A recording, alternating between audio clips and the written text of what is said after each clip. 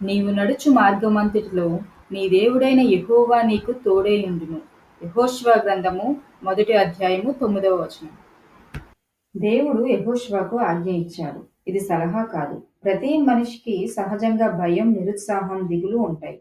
కానీ క్రీస్తును కలిగిన మనం వీటికి భిన్నంగా ఉంటాం. ఎందుకంటే ఆయన మనలో అనునిత్యము ఉంటారు కాబట్టి. విశ్వాసాన్ని విడువక నా మార్గం అంతటిలో నా దేవుడు నాతో ఉన్నాడని కొనసాగించు. ఒక చిన్న కుమారుని చీకటంటే భయం.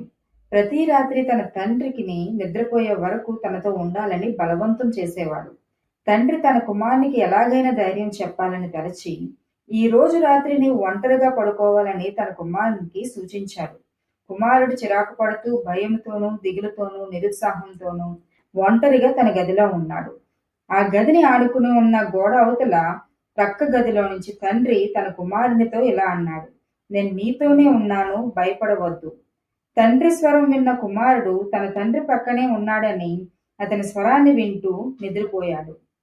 మరుసటి రోజు తండ్రి తన కుమారుని ఇలా అడిగాడు, రాత్రి భయపడ్డావా అని. దానికి సమాధానంగా కుమారుడు ఇలా అన్నారు, ముందు చాలా భయపడ్డాను, దిగులు పడ్డాను. అయితే నీ స్వరం విన్న తర్వాత ధైర్యంగా నిద్రపోయాను. మనము కూడా దేవుని స్వరాన్ని వింటూ ఆయన మనలో మన మార్గం అంతటిలో తోడున్నారని విశ్వసిస్తూ ముందుకు సాగిపోవాలి. ఆమేన్.